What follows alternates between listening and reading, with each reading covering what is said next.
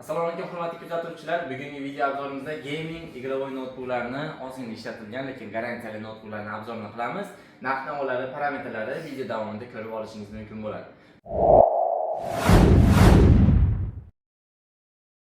Bu notebooklarni CSGO 2, Tank, GTA 5, PES, umuman PUBG'lar va ko'plab o'yinlarni o'ynasanglar bemalol bo'ladigan notebooklarni obzorini kutib oling. Aynan shu video obzordagi notebooklar bilan AutoCAD, 3D Max, Revit, Lira, Photoshop, After Effects kabi og'ir programmalarda ham ishlasa bo'ladi, bemalol qotimasdan, qizimasdan ishlab bera oladi. Birinchi notebookimiz hamyonbop notebook. Dell G3 Gaming notebook. Klaviaturasi podsetkali, 15.6 dyuym Full HD ekran, Core i5, 10-avloddagi protsessor, 8 emas bu yerda 16 GB operativ xotira, 1 TB HDD xotira va qo'shimchasi 256 GB SSD NVMe xotira, GTX 1650 4 GB video kartaga ega bo'lgan notebook. Notebookimiz narxini $340 qilib beramiz. Navbatdagi notebookimiz ham Dell brendiga tegishli G15 modeli. Bu ham gaming, ikkita qo'llayli 15.6 dyuym Full HD IPS ekran bo'ladi. Core i7 13-avlod protsessor, RTX 3050 6 GB video kartaga ega, 16 GB DDR5 operativka va 512 GB NVMe SSD xotira ega bo'lgan notebook. Notebookimiz narxini $640 qilib beramiz. Navbatdagi notebookimiz legendarniy HP Victus notebooki, 15.6 dyuym Full HD ekran, Core i7 12-avlod protsessor uстановka qilingan bu yerda. 16 GB operativ xotira va 1 TB NVMe SSD xotira. RTX 3050 Ti emasmidi. 4 GB video karta xullas, chokki ishlashlari yaxshi, garantiyasi har bir notebookimizga bor. Narxini $550 qilib beramiz. Navbatdagi notebookimiz MSI Sword notebooki. Oppoq, chiroyli rangga ega, holati ham chiroyli. 180 gradus ochilar ekan, 15.6 dyuym Full HD IPS ekran, ikkita qulli klaviaturasi podsetkali, Core i7 11-avlod 11800H protsessor bo'ladi bu yerda, kuchli protsessorlardan. RTX 3050 4 GB video karta, 16 GB operativ xotira va 512 GB SSD NVMe xotiraga ega bo'lgan notebook. Notebookimizni $490 qilib beramiz. Sababi shu yerda mana kichkinagina mana shunaqa oq joyi bor. Ishlashga ta'sir qilmaydi, garantiyasi 3 oy buniki ham. Bemalol xarid qilsanglar bo'ladi, qo'rqmasdan, cho'chimasdan do'konimizga kelib olib ketsanglar ham bo'ladi. Keyingi notebookimiz ham MSI brendiga tegishli Sword modeli. Bu ham 180 gradus ochiladi. Ekrani katta, 17.3 dyuym Full HD IPS ekran. Bu ham klaviaturasi podsetkali, ikkita qullayli bo'ladi. Kuchli protsessor bu yerda, Core i7 12700H protsessor, 14 yadro 20 potokli protsessorga ega. Operativ xotirasi 8 GB, doimiy xotirasi esa 512 GB, video kartasi RTX 3050 Ti 4 GB video karta. Notebookimiz narxini $700 qilib beramiz. Yo'q, $600 qilib beramizmi, 700 qilib beramizmi? Yozib qo'yamiz xullas, ideal holatda, chunki 16 kungina bor, 16 kun ishlatilgan model. Chotga olib qo'yish kerak tezda. Videomizdagi eng arzon notebook HP Omen notebooki, 15.6 dyuym ekranga ega, Core i5 9-avlod protsessor. Operativ xotirasi bu yerda 12 GB, doimiy xotirasi 2 ta 128 GB NVMe SSD xotira va 1 TB HDD xotiraga ega bo'lgan GTX 1650 4 GB video kartali notebook. Bu notebookimiz ham garantiyasi bor, narxini $330 qilib beramiz. Navbatdagi notebookimiz Xitoydan kelgan, Xitoylikdan o'zim shaxsan olib qo'yganman. 17 dyuym ekran, Matchray Gaming notebooki, klaviaturasi podsetkali bo'ladi, bu ham ikkita qullayli, ekrani 2K bo'ladi, e'tibor qaratinglar. 2Kdan ham ko'proq bo'lsa kerak pikseli. Ryzen 7 4000 seriyadagi protsessor, bu Core i7 10 bilan teng bo'ladi. 16 GB operativ xotira, 1 TB NVMe SSD xotiraga ega, video kartasi esa RTX 2060 6 GB video karta. Notebookimiz yaxshi holatda, garantiyasi buniki ham 3 oyga beriladi. Narxini $390 qilib beramiz. Aksiyada yurib qoling. Navbatdagi notebookimiz hamma sevgan, hamma kutgan o'sha Asus TUF Gaming iPhone 7 model. RGB Auro podsetkali bo'ladi, klaviaturasi 17.3 dyuym Full HD IPS 144 Hz chassatali, protsessor bu yerda Core i7 12700H protsessor, kuchli protsessor, 14 yadro 20 potok bo'ladi. 8 GB operativ xotira va 512 GB NVMe SSD xotiraga ega bo'lgan, video kartasi esa RTX 3050 notebook. $595 qilib beramiz narxini, yurib qolinglar, notebookimiz zo'r holatda. Navbatdagi notebookimiz Acer Nitro 5 notebooki. Bu ham yaxshi holatda, klaviaturasi buniki ham RGB podsetkali bo'ladi, 15.6 dyuym Quad HD 165 Hz chassata bo'ladi, Core i9 protsessor, 11-avlod, RTX 3060 6 GB video karta, 16 GB operativ xotira va 512 GB NVMe SSD xotira. Bu yerda SSDga ikkita xotiraga bo'sh joy bo'ladi. Bemalol ikkita qo'ydirib, qo'shtirib kuchaytirsalar ham bo'ladi. Ikkita kullerli notebookimiz yaxshi holatda, narxini $690 qilib beramiz.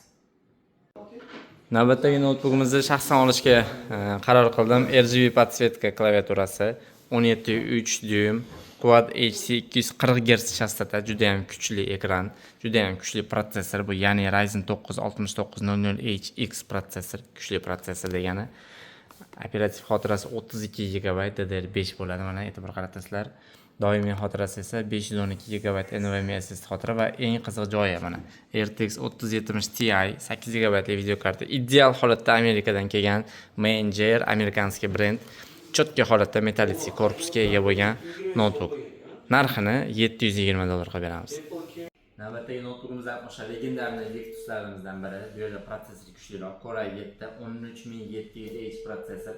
Holati yaxshi holatda, garantiyasi bor buni ham. 8 GB operativ xotira, 512 GB NVMe SSD xotira va RTX 3050 6 GB video kartaga ega bo'lgan notebook. Notebookimiz narxini $570 qilib beramiz.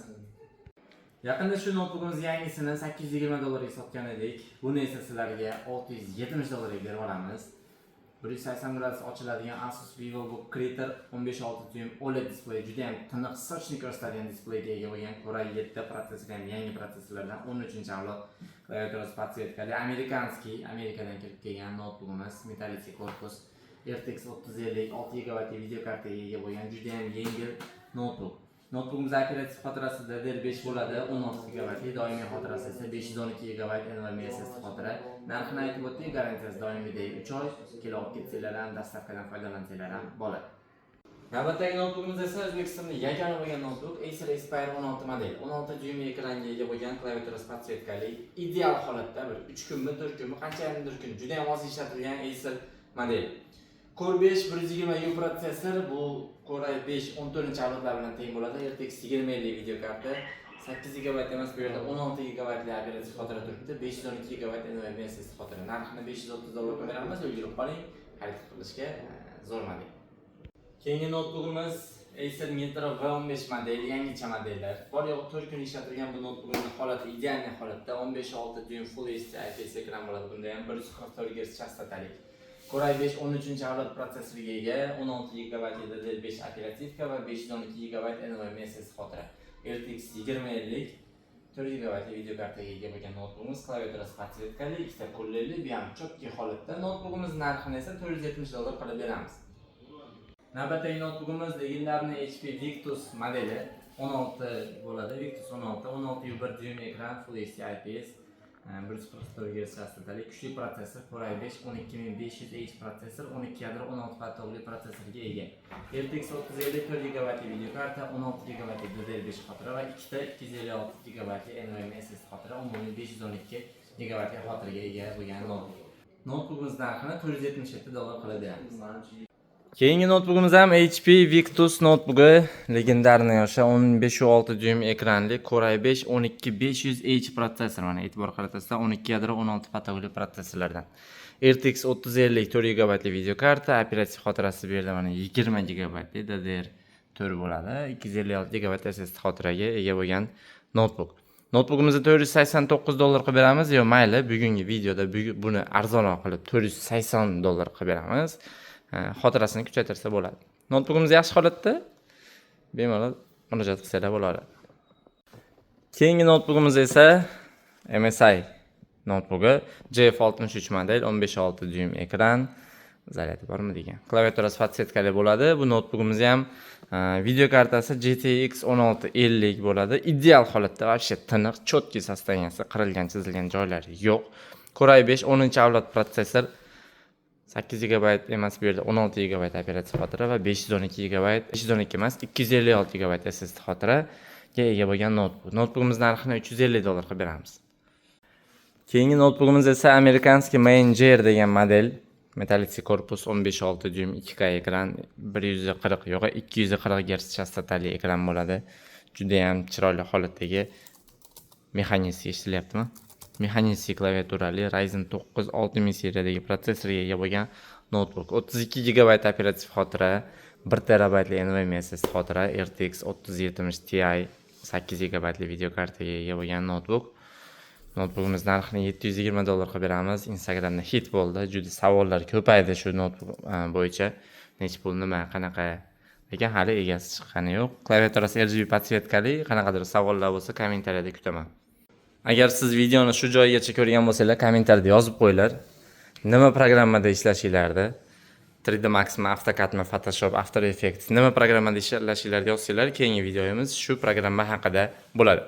Keyingi notebookimiz Acer Nitro V15 notebooki. Yangicha dizayn, yaxshi holatda, 15.6 dyuym ekran, Ryzen 5 7000 seriyadagi protsessor, bu Core i5 13lar bilan teng bo'ladi. RTX 3050 6 GB video karta, klaviaturasi podsvetkali, bu ham ikkita kullerli, 8 GB operativ xotira va 512 GB NVMe SSD xotiraga ega bo'lgan notebook. Notebookimiz narxini $489 qilib beramiz. Do'stlar, video yoqqan bo'lsa like bosib qo'yishni va kommentariyada o'z fikringizni qoldirishni unutmang. Xayr, salomat bo'ling.